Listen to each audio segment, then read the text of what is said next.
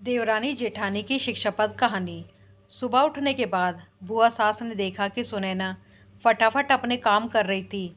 सुरेखा ने नाश्ता बनाया और वह नाश्ता सुनैना ने सबको परोसा। उसके बाद सुनैना ने अपना टिफ़िन पैक किया और वह काम पर निकल गई। सुरेखा ने वापस दोपहर का खाना तैयार किया और थोड़ा वक्त अपनी सास और बुआ सास के पास बैठी रही। बुआ सास से रहा नहीं गया। उन्होंने सुरेखा को पूछा, छोटी बहू, तुम्हारी जेठानी तुझ पर बहुत हुक्म चलाती है। सुबह से देख रही हूँ रसोई घर से अकेले ही काम करती हो। और वह महारानी दिखावा करने के लिए नाश्ता परोस रही थी, जैसे कि उसी ने ही नाश्ता बनाया हो। यह सुनने के बाद सुरेखा ने बुआ सास की तरफ देखा और बोली, बुआ सास जी, ऐसा कुछ नहीं है। सुनैना दीदी बहुत अच्छी है। बुआ सास बोली, तुम बहुत भोली हो सुरेखा, मुझे सब समझ में आता है। मेरे बाल धूप में सफ़ेद नहीं हुए हैं। सुरेखा से अब नहीं रहा गया। वह बोली, ऐसा नहीं है बुआ जी, आपको सुनैना दीदी ने सबको नाश्ता परोसा वह दिखा, पर आपको यह नहीं दिखा कि दीदी ने मुझे ज़बरदस्ती सबसे पहले नाश्ता करने दिया और चाय भी दी। वह रोज़ मुझे ऐसे सबसे पहले ही नाश्ता दे देती है, नहीं तो सबके लिए नाश्ता करते करते मैं खुद के लिए नाश्ता बनाना भूल जाऊंगी। दीदी मेरी कितनी चिंता करती है। दीदी सुबह जल्दी उठकर मंदिर साफ करती है, फूल सजाकर रखती है और मुझे उनके 1 घंटे बाद उठने के लिए कहती है। शाम को आते समय बाजार से सब्जी भी लेकर आती है, क्योंकि हमारे मिस्टर रात को देर से आते हैं और मम्मी जी को सुनैना दीदी ने बाजार में जाने को मना किया है, क्योंकि अब उनकी उम्र 60 से ज़्यादा हो गई है।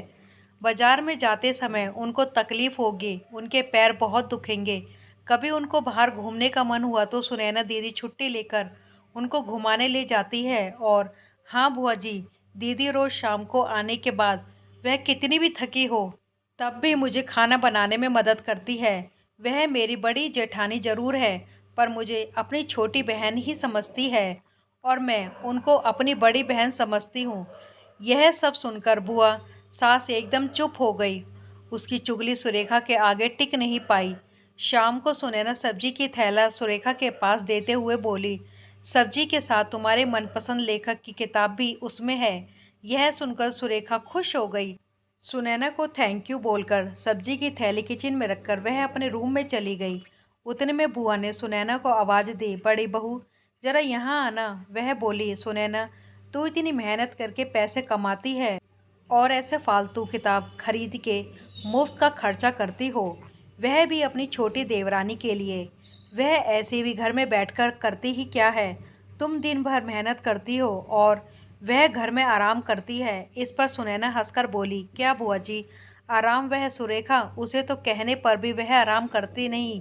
सुबह उठकर बेचारी काम करती रहती है।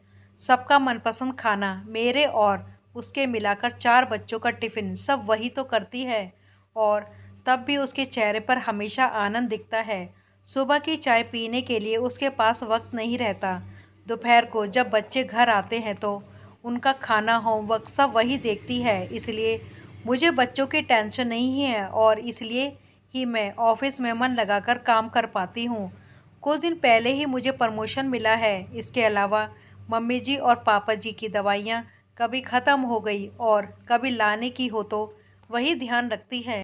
घर में कोई मेहमान आए तो उनकी मेहमान नवाजी भी वही करती है। बुआ जी, घर और बच्चे संभालना छोटी बात नहीं है। इतना सब सुनकर बुआ जी उनकी तो बोलती ही बंद हो गई। सुनैना कभी कोई शिकायत नहीं करती, वह सब काम कर लेती है। वह सिर्फ पढ़ना पसंद करती है। फिर मैं मेरी छोटी बहन के लिए इतना नहीं कर सकती? मैं नहीं करूँगी तो फिर कौन करेगा? इतना बोलकर सुनैना अपने रूम में चली गई। यह सब बोलना सुनाना कि सास पीछे खड़े होकर सुन रही थी। वह बुआ के पास आई और बोली, जी, यह दोनों देवरानी जेठानी जरूर हैं, लेकिन इनका रिश्ता 2 सगी बहनों से ज़्यादा पक्का है। मेरे घर की मजबूत दीवारें हैं यह दोनों।